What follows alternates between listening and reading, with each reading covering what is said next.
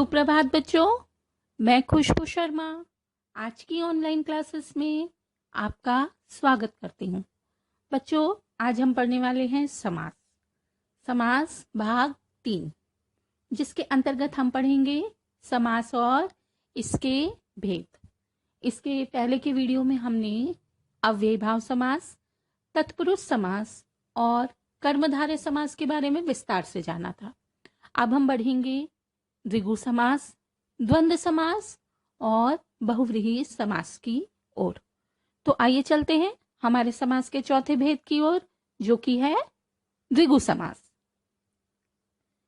जिस समस्त पद के पूर्व पद में संख्यावाचक शब्द आए और समस्त पद समूह अथवा समाहार का ज्ञान दे, उसे हम कहते हैं द्विगु समास।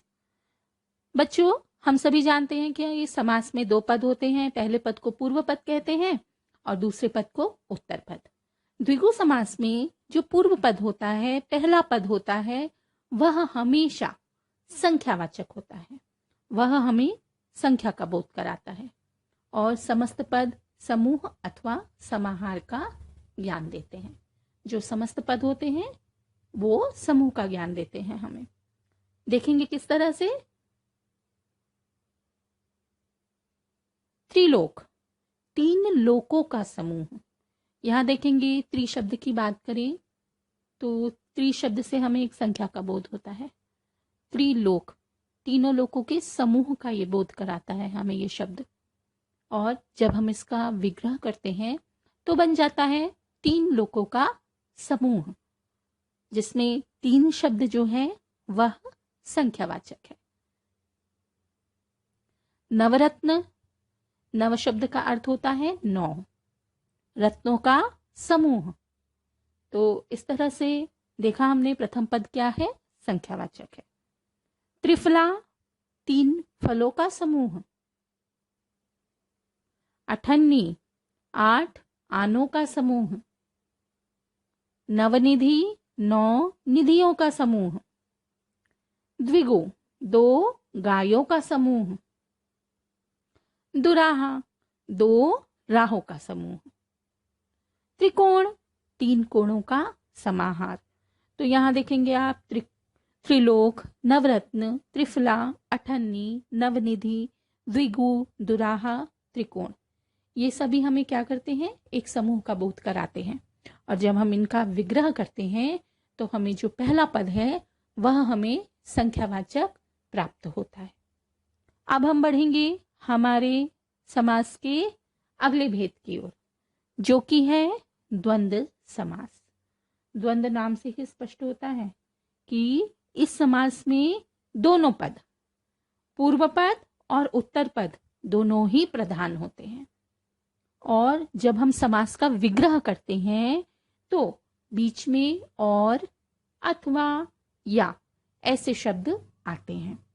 तो द्वंद्व समास में बच्चों पूर्व पद और उत्तर पद दोनों ही प्रधान होते हैं और समास का विग्रह करने पर दोनों के बीच में और, या, अथवा ऐसे शब्द आते हैं। उदाहरण के माध्यम से देखेंगे।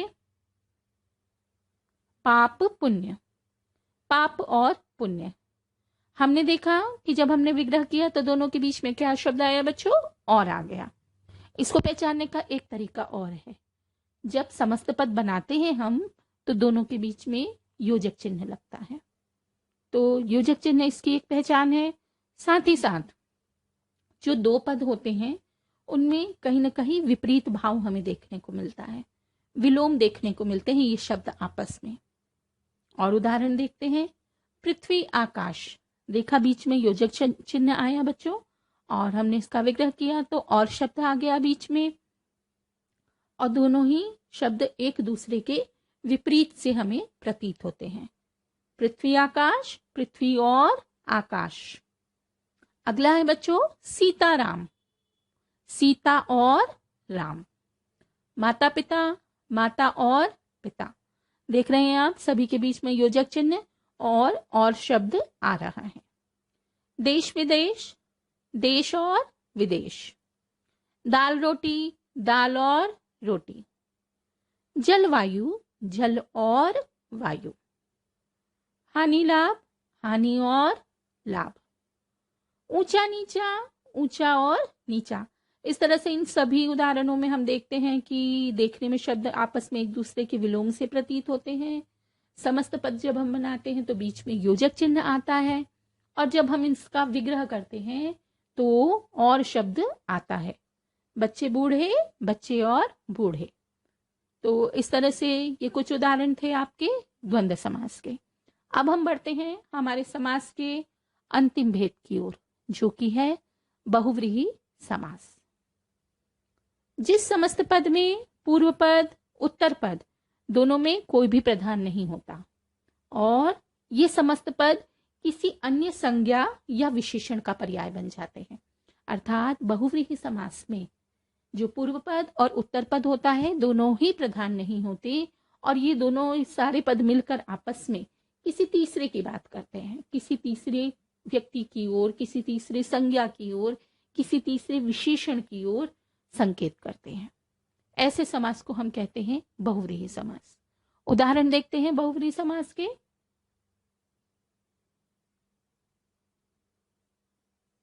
दशानन। दशानन जब इसका विग्रह करेंगे तो होगा 10 हैं आनन जिसके।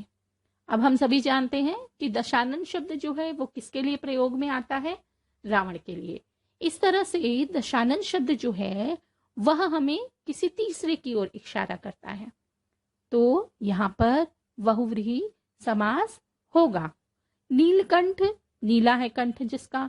हम सभी जानते हैं कि नीलकंठ शब्द का प्रयोग हम सभी भगवान शिव के लिए करते हैं, क्योंकि उनका कंठ नीला है। 12 सिंगा, 12 हैं सिंह जिसके। 12 सिंह किसके होते हैं बच्चों? एक जानवर के। तो इस तरह से जब हम 12 सिंगा लिखते हैं तो हम समझ जाते हैं कि हम एक जानवर की बात कर रहे हैं।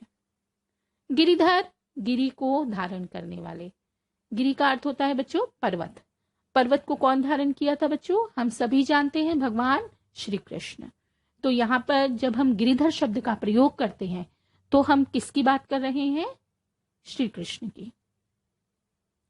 तपोधन, तप ही है धन जिसका। तप अर्थात तपस्या। तपस्या किनका धन होता है? वो होता है तपस्वियों का धन। तो जब हम तपोधन की बात करते हैं तो हम किसी न किसी तपस्वी की बात कर रहे हैं।